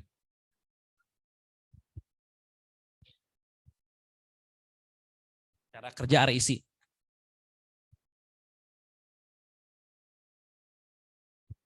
Ya, bagus pertanyaan bagus. Ini juga buat food for thought ya. Jadi buat teman-teman gitu. Maksudnya ini benar-benar ibaratnya teman-teman dapetin di kuliah, padahal biasanya nanti teman-teman dapetnya di lapangan tuh ngertinya gitu. Jadi konsep REC gini. Misal kita punya 1000 MWH ya, tadi ya konsep di sini. Kita beli 500 MWH-nya itu pakai 500 MWH-nya itu kita REC-in. Caranya gimana sih gitu. Jadi caranya kita tinggal bilang PLN. Oke, PLN di Indonesia ya. PLN listrik saya ini 1000 MWH gitu. Saya pengen setengahnya saya REC-in. Saya beli ya sertifikat REC ke PLN. Jadi belinya langsung ke PLN. PLN sediain itu, ada sertifikatnya. Satu sertifikat itu 1 kWh. Jadi kalau misalnya 500 MWH itu kita berarti beli 500.000 sertifikat REC. Kebayang nggak 500 ribunya? 500 MWH kali 1000 ya kan 500.000 kWh gitu kan. Jadi equals to 500.000 sertifikat. Satu sertifikat itu ada additional charge-nya. Jadi kalau kita 1 kWh bayar sekian rupiah, itu nanti akan ditambahin sama pembelian sertifikat tadi. Satu sertifikat itu 35 ribuan harga sekarang. Jadi 500.000 dikali 35.000. Jadi itu total investasi yang kita buat untuk beli REC. Jadi, nah terus sebenarnya mekanismenya gimana sih? Jadi mekanismenya gini, cara jelasin pelan-pelannya. Misalnya kita beli sertifikat dari geothermal Kamojang. Jadi PLN bilang, oh ini kamu mau beli nggak di Kamojang itu ada kuota sekian. Kayaknya kamu bisa nih masuk di sini, beli yang di sini. Nah, Kamojang itu kan dia emang mengenerate renewable energy. Nah, renewable energy itu memang bisa dikreditin. Jadi mereka bisa ngeklaim. Jadi misalnya si Kamojang itu menghasilkan misal 1 juta MWH misalnya ya. Nah, mereka bisa bikin 1 miliar sertifikat REC. Kan 1 juta MWH berarti equals to 1 miliar kWh ya kan? Equals to 1 miliar sertifikat REC. Mereka boleh sebarin itu. Gitu. Nah, renewable energy trades-nya ini yang seolah-olah nanti diklaim sama orang lain yang beli REC. Gitu. Nah, nanti mekanismenya gimana sih mekanisme bisnisnya? Uang yang nanti bisa kita di-generate PLN dari pembelian REC nanti akan diputar lagi untuk bikin RI-RI yang lain. Gitu. Jadi konsepnya itu kayak semacam ngebeli klaim gitu. Jadi konsepnya bukan listrik Kamojang nanti dibelokin ke kita, enggak, listrik Kamojang akan stay di Kamojang dan di tempat-tempat sekitaran Kamojang gitu. Tapi kita dipakai di Bandung misalnya, boleh ngeklaim itu. Gitu. Kebayang nggak konsepnya Takia?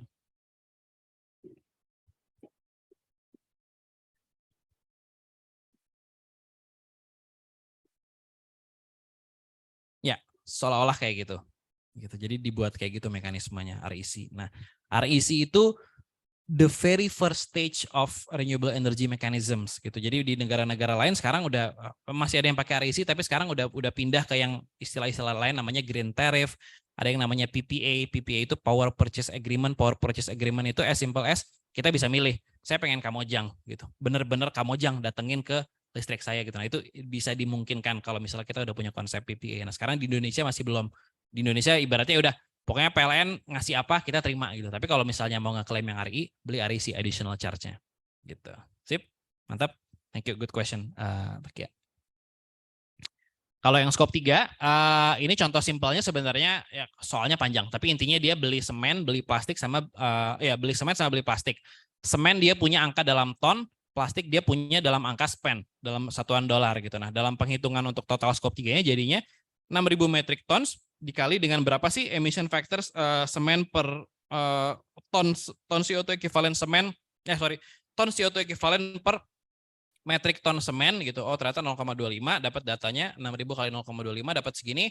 Terus kalau plastik, berapa sih ton CO2 equivalent plastik per dolar plastik? Dapat 0,03. Ini dikali ini dapat segini. Jadi total emission dari pembelian plastik dan semen itu segini. Nah, konsep yang mau dilihatin di sini sebenarnya berbagai jenis data pun mungkin gitu. Oh, ternyata dalam satu kategori yang sama, ini kan sama-sama kategori pembelian barang ya. Beli semen sama beli plastik. Tapi yang satu datanya ton, yang satu datanya dolar gitu. Ternyata bisa dua-duanya kita convert jadi data emisi yang nanti ujung-ujungnya satu satuan di CO2 equivalent. Gitu, ini yang scope 3. Ini juga sama. Ini apa ya? Oh, ini ngeliatin different type of waste itu juga menghasilkan emisi yang berbeda. Nanti bisa ditotalin juga. Gitu. Ini untuk reporting. Dalam reporting sebenarnya ya ini juga another food for thoughts. Maksudnya ini informasi yang sebenarnya expandable dan different organization akan punya tata cara reportingnya sendiri, tapi pada dasarnya di GHG protokol dibahas seperti ini. Kalau misalnya perusahaan mau membuat suatu public GHG emissions report, nah berdasarkan GHG protokol corporate standard yang harus dimasukkan, yang fardu ainnya, yang wajibnya itu yang ini, company description, reporting period. Jadi tadi ingat ya, reporting period itu apa? Tahun pelaporannya kapan gitu. Jadi oh ini GHG emission perusahaan di tahun 2022. Ini GHG emission report perusahaan di financial year 2021-2022 misalnya. Bisa kayak gitu, reporting period. Lalu yang penting juga, any exclusions of source or operations. Jadi ketika misalnya ada sumber emisi yang kita exclude, atau ada operations yang kita exclude, kita harus bilang alasannya kenapa. Bisa, oh ternyata emisi ini emang nggak relevan sama perusahaan kita. Misalnya contoh, misalnya investment. Perusahaan kita nggak ada melakukan investasi apapun di perusahaan lain. Jadinya emisi skop 3 kategori 15 investment itu nggak masuk. Perusahaan kita nggak punya franchise. Berarti emisi skop 3 kategori 14 franchise juga bisa dihapus. Gitu. Nah, ini this kind of exclusion itu harus di state gitu. Atau source. Pabrik ini nggak masuk di dalam reporting skop 1, skop 2 kita. Karena kita tidak punya, karena kami pakai operational control dan pabrik tersebut tidak masuk dalam operational control kita. Nanti dia masuknya ke skop 3. Gitu. Nah ini exclusion saya gini nanti bisa dijelasin. Kemarin di Astra tuh banyak case-case yang kayak gitu. Case-case, oh ternyata ini perusahaan ini nggak masuk dalam direct accounting kita. Ternyata perusahaan yang ini masuk ke direct accounting kita. Itu harus dijelasin di dalam penjelasannya. Lalu organizational boundaries-nya, kita pakai approach yang mana? Pakai equity share kah, pakai financial control kah, atau pakai operational control kah? Harus di state di sini. Gitu. Nah, baru operational boundaries-nya. Scope 3-nya apa aja jadinya tadi ya, mirip kayak yang tadi. Terus calculation methodologies-nya kayak gimana gitu. Apakah kita pakai, ada yang pakai spend base, ada yang pakai average data, dan lain-lain, itu juga dibahas di sini. Gitu. Nah, lalu base year, misalnya kalau ini kita mau nge-track emission over time, kita harus bilang, oh ini reporting untuk ngebandingin emisi perusahaan di tahun 2022, 2021, 2020, sama baseline-nya misalnya di tahun 2019 misalnya. Nah itu di sini di base year.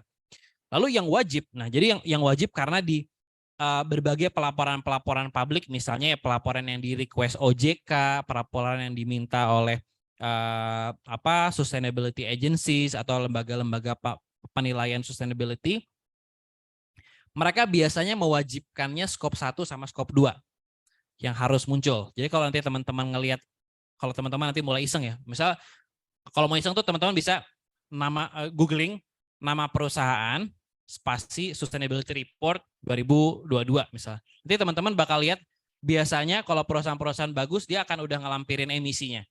Tapi rata-rata sampai saat ini masih baru melaporkan skop 1 dan skop 2. Karena skop 3 memang masih opsional. Di OJK pun belum diminta. Jadi untuk perusahaan-perusahaan yang TBK ya, perusahaan-perusahaan yang terbuka yang bisa kita beli sahamnya, kalau teman-teman lihat biasanya mereka baru ngelaporin emisinya skop 1 dan skop 2. Gitu. Kalau perusahaan-perusahaan yang udah canggih, ada juga yang udah ngelaporin skop 3-nya. Gitu. Jadi, nah ini yang required, yang tadi yang saya sebut yang wajibnya. Ini yang optionalnya. Optional tapi dalam artian the more we can have this, the better reporting that we can have gitu. Misalnya skop 3 emission udah bisa dia report, keren banget gitu. Terus misalnya emissions yang bisa dipecah-pecah. facility A berapa, jadi perusahaan nih, facility A-nya berapa, facility B-nya berapa, facility C-nya berapa, atau bisnis unit A berapa, bisnis unit B berapa, bisnis unit C berapa, sektor agrinya berapa, sektor otomotifnya berapa, sektor financial-nya berapa, itu bisa dia di segregate, bagus gitu. Atau dia bisa segregate dari tipe tipe emissionnya gitu. Ternyata ada emissions yang dari di luar non Kyoto greenhouse gas gitu. Jadi Kyoto greenhouse gas itu yang tadi kita bahas, CO2, CH4, N2O, HFC, PFC. Ada beberapa jenis gas lain juga yang nggak masuk di Kyoto Protocol. Itu bisa juga dilaporkan di sini secara terpisah gitu. Lalu Ratio Performance Indicators, misalnya berapa sih intensitas CO2 equivalent emission per employee perusahaan gitu. Jadi ternyata satu orang karyawan Astra misalnya itu ngasilin emisinya sekian. Nah itu kalau ada laporan rata-rata ini juga bisa. Ini as simple as total emisi perusahaan dibagi dengan jumlah karyawan sebenarnya. Atau ton CO2 equivalent per meter square. Jadi dari misalnya ITB dari GKU Timur sampai GKU Barat, dari Sanken sampai ke Salman itu total luasan berapa, total emisi ITB berapa. Kalau kita bagi dengan total luasan ITB ternyata dapat emisi per meter square-nya ITB berapa misalnya. Lalu yang lain kayak misalnya strategi pengurangan emisi, verification statement. Jadi misalnya teman-teman pengen pelaporan emisi itu makin kredibel, teman-teman minta third party review gitu. Misalnya request ke konsultan, coba review penghitungan emisi kami gitu. Sampai dapat kayak udah verified by misalnya PwC kah, McKinsey kah, South Pole kah gitu. Nah itu bisa juga dilakukan gitu. Nah ini juga info inventory quality, kayak uncertainty-nya apa gitu, kayak ketidakpastian dalam angkanya apa. Ternyata kita banyak masih menghitung data pakai spend base, kita masih banyak menghitung emission factors pakai IF luar gitu, pakai IF Inggris, pakai IF Amerika gitu. Jadi masih banyak uncertainty di sini. Gimana kebijakan perusahaan untuk meningkatkan kualitasnya misalnya. Ini juga boleh dimasukkan ke dalam optional information. Nah, yang terakhir adalah informasi on any greenhouse gas sequestrations. GHG sequestration itu adalah penyerapan emisi GRK gitu. Misalnya teman-teman nanam pohon mangrove, nanam pohon biasa gitu-gitu yang ada kalkulasi penyerapan karbonnya, itu bisa masuk juga ke dalam optional information. Tapi konsep carbon offset atau penetralan karbon gitu ya, misalnya teman-teman nanam mangrove, nanam pohon gitu kan, itu kan dia nyerap sekian ton tuh, misalnya sekian ton CO2 misalnya per tahun. Nah, si ton CO2-nya itu nggak boleh di balancing sama yang emisi absolut kita. Jadi misalnya emisi kita 1000, kita nge-offset 200. Kita nggak boleh ngelaporin emisi perusahaan kita sebagai 800. Jadi dalam pelaporannya itu harus tetap bilang 1000, tapi kita punya offset 200. Nggak boleh kita bilang langsung kita kurangin 1000 kurang 200. Dalam misalnya kalau teman-teman nanti mau set science based target atau mau dalam pelaporan pemerintah, itu nggak boleh di campur jadi satu gitu. Makanya di sini pun dia masuk ke dalam optional gitu. Beres deh materi kita pada dua perkuliahan ini. Masih ada setengah jam sengaja karena mau bahas tugas sama moreover-nya buat Q&A-nya kalau misalnya teman-teman masih bingung gitu. Ada pertanyaan dulu? Nanti biasanya ada pertanyaan kalau udah ada tugas, Bu. Kita liatin tugasnya baru nanti bertanya-tanya. Ya, tapi ya itu bisa jadi dua. Kalau nggak ada pertanyaan itu takutnya masih bingung banget gitu. Tapi mangga teman-teman kalau ada konsep yang masih baru 90% pun tanyain aja. Atau apalagi yang masih 10% masuk ke teman-teman, boleh tanyain mumpung masih banyak waktunya sambil kita siapin buat tugas.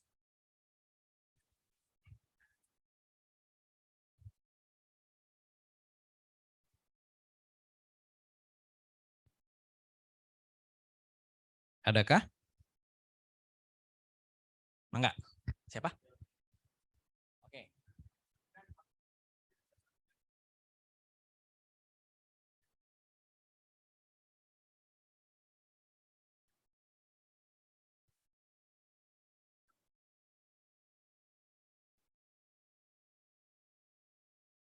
Sip. Aku tadi siapa namanya?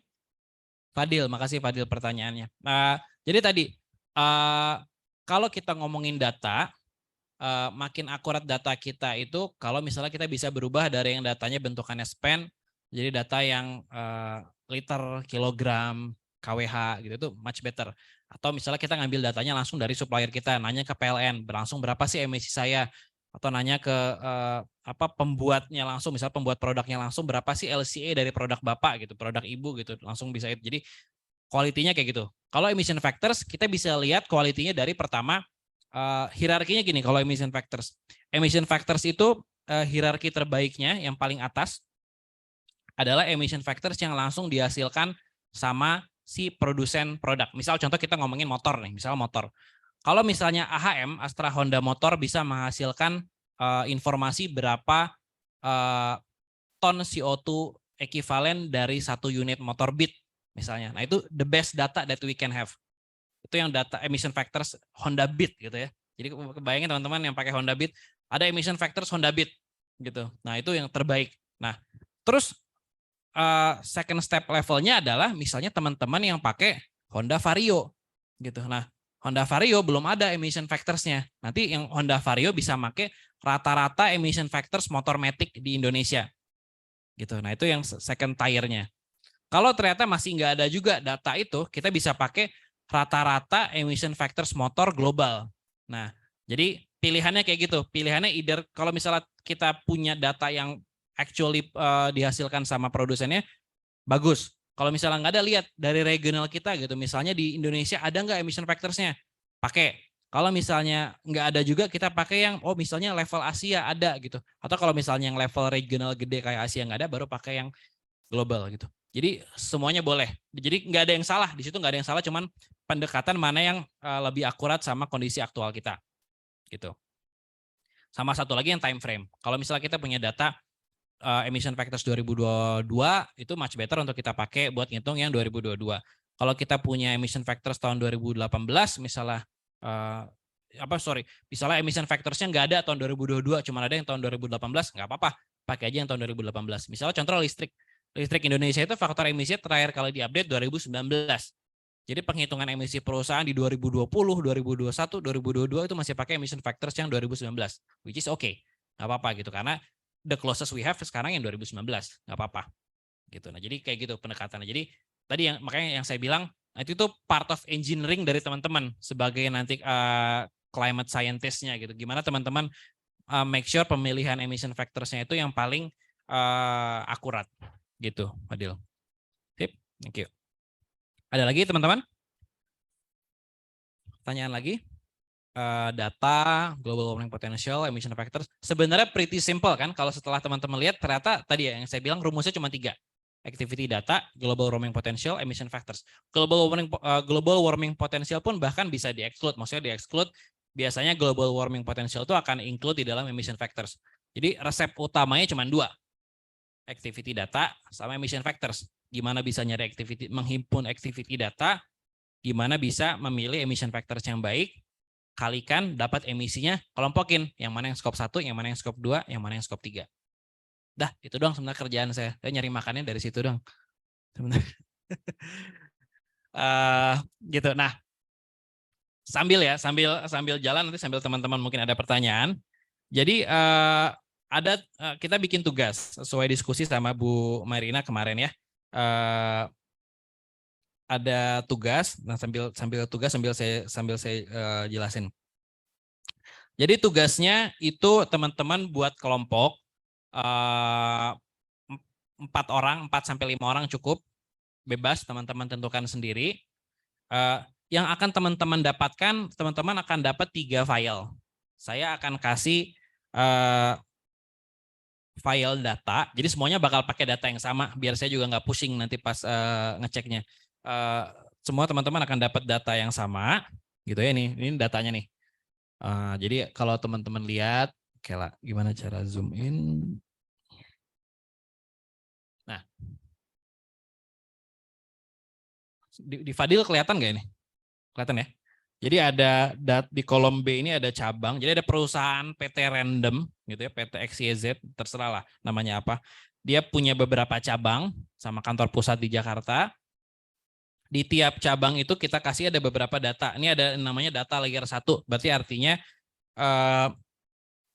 contohnya apa ya? Nah, contohnya ini. Contoh data layer 1-nya materials. Gitu. Data layer 2-nya ini ada beberapa jenis plastik yang mereka beli. gitu. Nah, mereka proyekir ini sekian kilo, ini sekian kilo, ini sekian kilo. Jadi raw datanya kayak gini.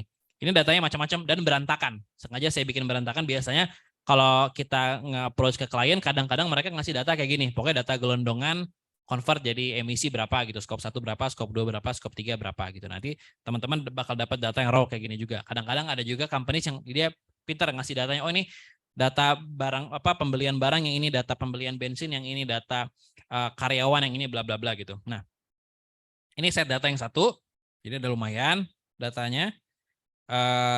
Ini set data yang kedua. Set data yang kedua adalah khusus untuk menghitung emisi perjalanan karyawan dan WFH. Jadi WFH pun sekarang dihitung jadi emisi perusahaan, teman-teman. Jadi kalau misalnya waktu kemarin zaman COVID itu dikembangin, Bu. Jadi sama GHG protokol mereka kembangkan lagi konsep gimana caranya kita bisa menghitung teleworking atau WFH. Karena secara kontrol pun sebenarnya WFH masih tanggung jawabnya perusahaan gitu. Nah, jadi ini masuk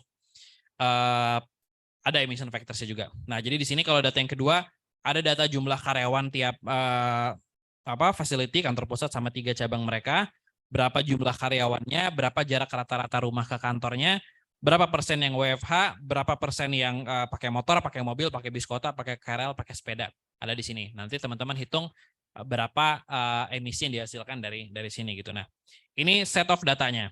Jadi kelompok ya, 4 orang, 5 orang boleh. Nah, sekarang saya mau ajak teman-teman walkthrough teman-teman ke emission factors DEFRA.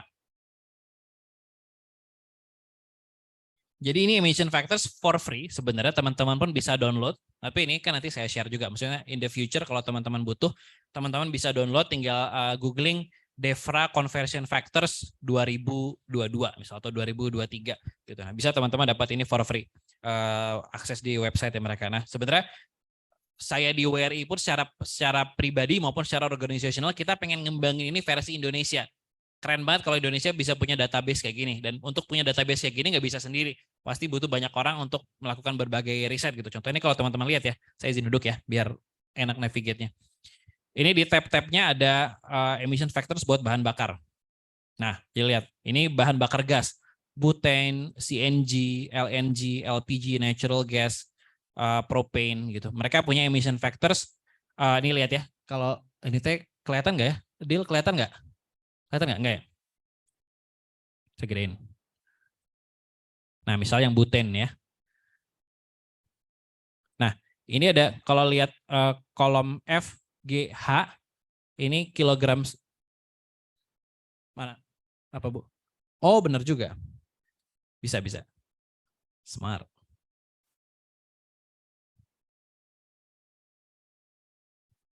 Nah, ini udah di-share ya di Zoom ya.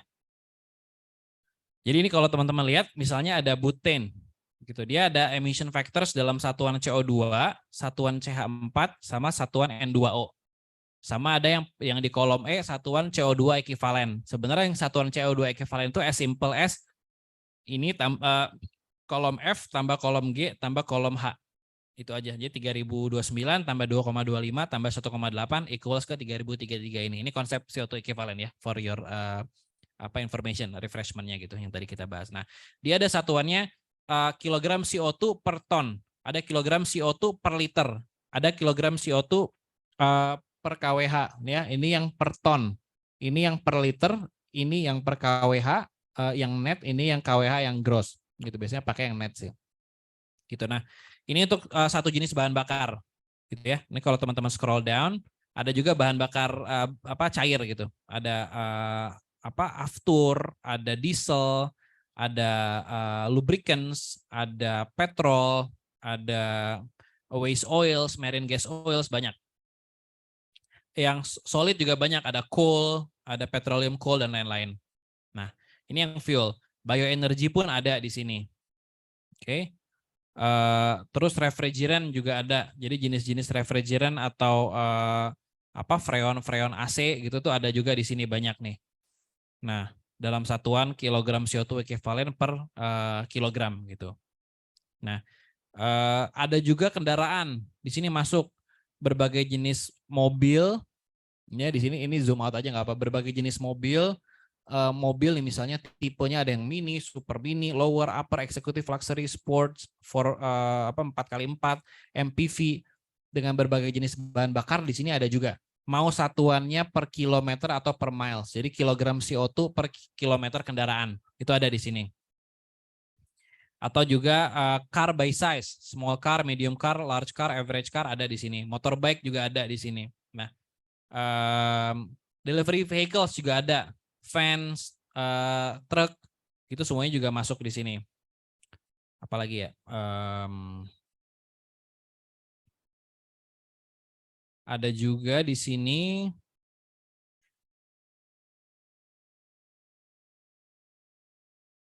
water supply. Jadi kayak kalau kita supply air gitu ke dalam facility kita, per meter kubiknya pun udah langsung di-prepare emissionnya berapa. Nah, jadi kerjaan konsultan tuh makin gampang dengan adanya emission factors database kayak gini gitu. Tinggal kita gimana nge-convert data kita jadi emission source gitu. Nah, jadi nanti teman-teman saya harapkan bisa familiar dulu dengan si Excel ini. Teman-teman coba cek nih, bahkan ya hotel per kamar. Jadi per kamar per malam gitu. Jadi nginep hotel di, kalau teman-teman lihat ya, nginep hotel di, mau bandingin di Indonesia sama di Kanada nih paling atas. Kanada itu satu malamnya per kamar itu habis 7,4 kg CO2 ekuivalen. Kalau di Indonesia, mana negara kita tercinta? 62,7 kg CO2 ekuivalen per malam. Jadi ada difference yang lumayan jauh. Ini difference-nya dari mana? Mungkin dari listrik kita masih belum se-renewable Kanada. Misal dari segi facility, mungkin hotel Indonesia rata-rata aneh-aneh facility-nya gitu. Ada TV-nya gede, ada ini, ada itu gitu. Mungkin Kanada nggak semewah itu, bisa juga gitu. Nah, jadi ini LCA yang udah dirangkum sama berbagai saintis, mereka langsung hasilkan dan mereka sampaikan di dalam database ini. Nah, teman-teman tinggal explore angkanya aja gitu. Nah, ini semua udah ada, bahkan tadi yang, nah teleworking pun ada nih. Teleworking pun ada. Jadi per jam kerja itu ada. Per FTE working hour gitu. FTE working hour tuh 1 jam kerja sebenarnya. Jadi kalau nanti teman-teman rata-rata jam kerja karyawan 8 jam, ya udah tinggal dikali 8 ini gitu. Nah, ini yang emission factors pertama. Emission factors kedua yang saya berikan yang ini. Jadi ada emission factors untuk berbagai jenis barang dan juga jasa gitu. Dan emission factors-nya per pounds. Di sini masih per pounds. Jadi tugas teman-teman di sini nge-convert emission factors yang ini jadi dalam satuan rupiah. Tinggal kaliin sama kurs aja sekali atau bagi. Ya tinggal dikonversi dengan kurs dari pounds ke rupiah berapa. Nanti dari emission factors ini bisa teman-teman dapetin emission factors-nya per rupiah berapa. Nah, jadi nanti tugasnya teman-teman per kelompok convert raw data ini jadi semacam Excel tools penghitungan emisi. Jadi format Excel-nya gimana? Terserah. Tapi saya pengen lihat di sini gimana teman-teman bisa memanage data yang lumayan banyak ini. Oke, teman-teman manage, lalu teman-teman bedain yang mana yang skop 1, yang mana yang skop 2, yang mana yang skop 3. Sehingga nanti bisa jawab pertanyaan yang akan saya tanya, coba dong mobile combustion dari perusahaan ini berapa? Teman-teman udah harus tahu. Gitu. Atau coba dong emisi yang dihasilin dari petrolnya berapa? Total petrol emission yang dihasilin dari perusahaan ini berapa? Teman-teman harus bisa bikin Excel tools yang mengenable itu. Gitu. Nah, biasanya nanti terserah teman-teman mau pakai apa jenis rumus yang kayak gimana, mau pakai ini saya sambil sebutin, mau pakai indeks kah, mau pakai VLOOKUP kah, mau pakai pivot table gitu boleh, terserah. Tapi di sini teman-teman gimana caranya teman-teman mengkonvert data ini jadi satuan emisi. Dan yes, ini yang biasa dilakuin konsultan. Jadi kalau nanti teman-teman udah beres kerjaan ini, teman-teman udah ekuivalen berapa persen konsultan gitu, udah punya pengalaman kerja seperti itu, bahkan teman-teman dapetin di kuliah. Gitu ya. Jadi semoga teman-teman excited sama tugasnya. Datanya sebenarnya relatively nggak terlalu banyak. Jenis-jenis datanya aja yang mungkin saya coba buat agak agak beda-beda gitu. Nanti tapi tugas teman-teman untuk merangkum ini jadi satu sheet Excel kah atau mau dibikin dalam PPT mah nggak usah. Kayak satu sheet Excel nanti yang udah bisa ngerangkum itu. Terserah teman-teman metodologinya kayak gimana. Sebenarnya saya pengen ngasih contoh, tapi kayaknya saya pengen eksperimen kalau teman-teman nggak dilihatin contoh bakal kayak gimana nanti variety of produk yang bisa teman-teman hasilin. Jadi nanti teman-teman terserah mau hasilin contohnya kayak gimana. Mau browsing internet mangga, mau coba pakai tata cara sendiri juga boleh. Nah, sampai sini di penjelasan tugas masih ada 10 menit. Ada pertanyaan kah? Deadline-nya kali Bu ya? Enaknya deadline-nya yang di pekan.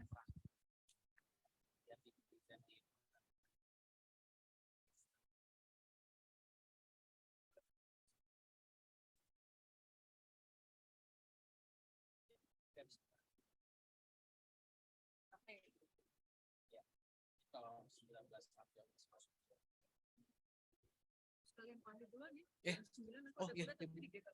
Waduh, harus jalan sekarang. Oke, teman-teman all clear. Kelompoknya teman-teman boleh bikin